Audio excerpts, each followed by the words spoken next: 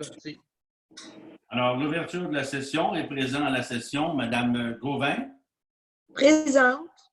M. René Poirier, Présent.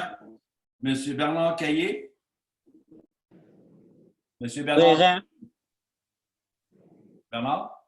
Oui, j'ai dit présent. Ah, ça, je ne te voyais pas. Bernard Caillé. Jean-Guy Chassé? Présent. Oui. Pascal Daigneault? Présent. Et puis M. René-Carl Martin. Présent. Alors, également présent, M. Michel Morneau comme directeur général et Carpentier Gilles comme président d'Assemblée. Alors, l'ouverture, on donne l'heure, M. Morneau? 19h45 et 44. 45 et cette séance est filmée en vertu des décrets du gouvernement supérieur pour être en visioconférence à huis clos. Parfait. Alors, on peut aller au point numéro 2, qui est l'adoption de l'ordre du jour avec les modifications. Pascal propose. Pascal, J'appuie. appuyé par René Bernard. Bernard. Alors, mandat de négociation de terrain, futur centre municipal.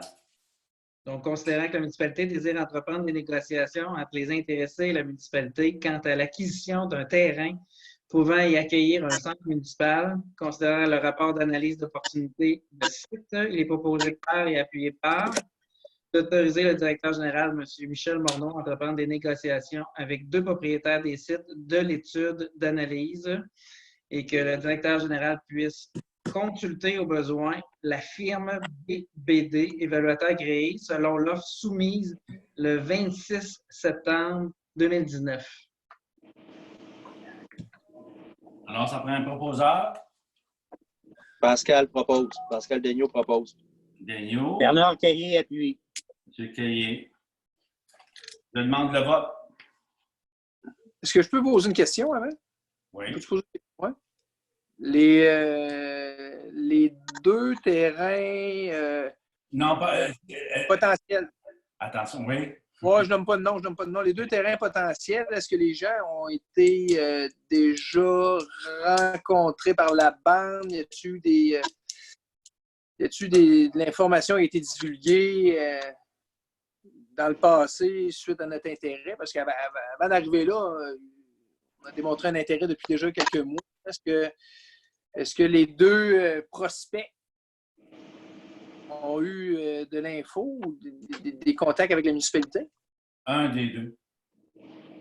OK. Puis donc, Je n'ai pas compris la réponse. Un des deux. OK. Parfait. Alors, le vote. Qui vote pour cette résolution-là? Moi. Madame Gauvin? Jean Chapeau. Chassé? Ouais. Pardon, excuse?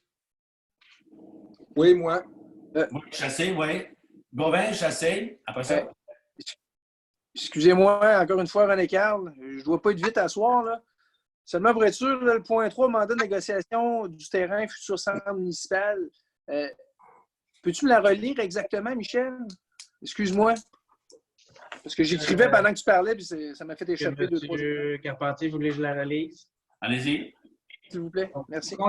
Le titre étant mandat de négociation de terrain, futur centre municipal. Donc, considérant que la municipalité désire entreprendre des négociations entre les intéressés et la municipalité quant à l'acquisition d'un terrain pouvant y accueillir un centre municipal, considérant le rapport d'analyse d'opportunité de site, il est proposé par et appuyé par d'autoriser le directeur général, M. Michel Morneau, à entreprendre des négociations avec les deux propriétaires des sites de l'analyse, de l'étude d'analyse de site, désolé, que le directeur général puisse consulter au besoin la firme BD, évaluateur agréé, selon l'offre soumise le 26 septembre 2019.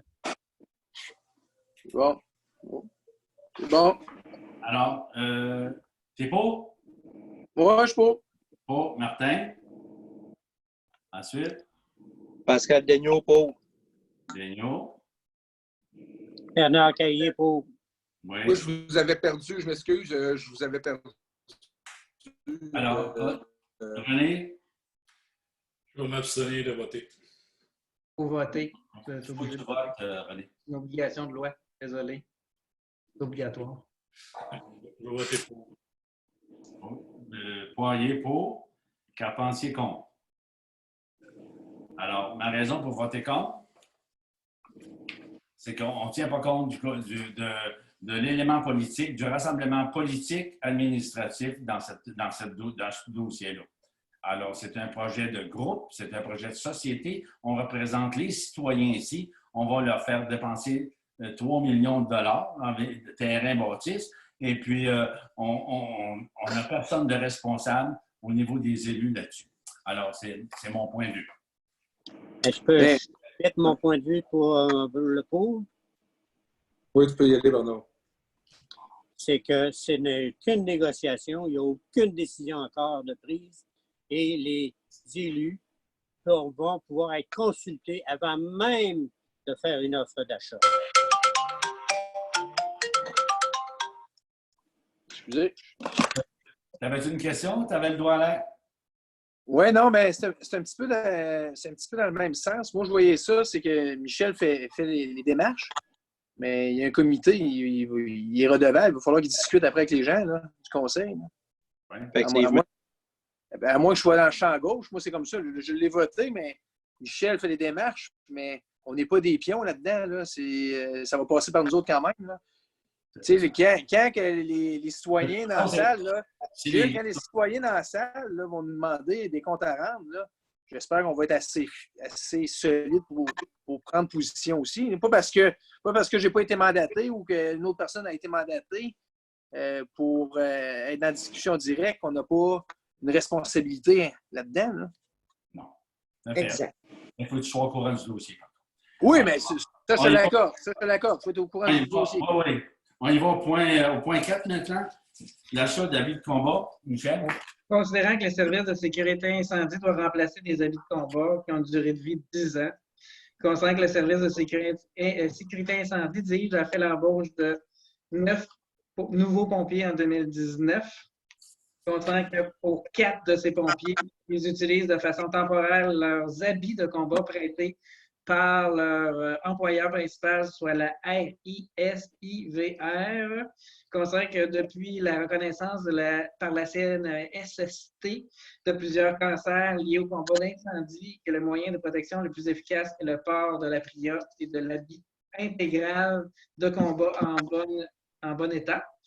Considérant qu'après un incendie, les habits de combat doivent être décontaminés et que pendant ce temps, les pompiers doivent compter sur un habit de combat de réserve.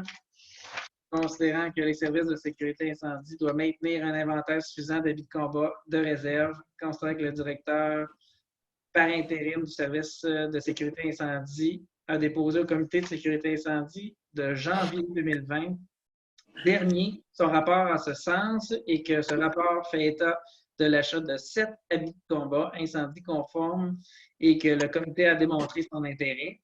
Considérant que le produit sélectionné cadre avec le devis de fabrication demandé par l'UMQ lors de son dernier appel d'offres est effectif le 18 avril 2018.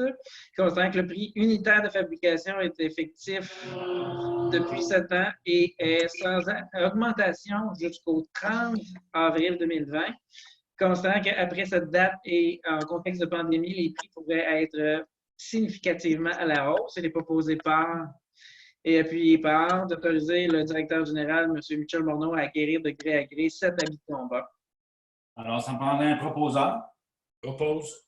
René Poirier propose. M. Poirier propose, secondé par Pascal Daigneault, seconde. Pascal. Daigneault, le second. OK. Levé de l'Assemblée, ça me prend un proposeur et un secondeur. Ginette Gauvin. Caillé propose. Mme Gauvin propose, secondé par? Bernard Caillé. Comment? OK. Alors, levé de l'Assemblée. À 19h54. Donnez-moi une seconde. Ça l'enregistre toujours.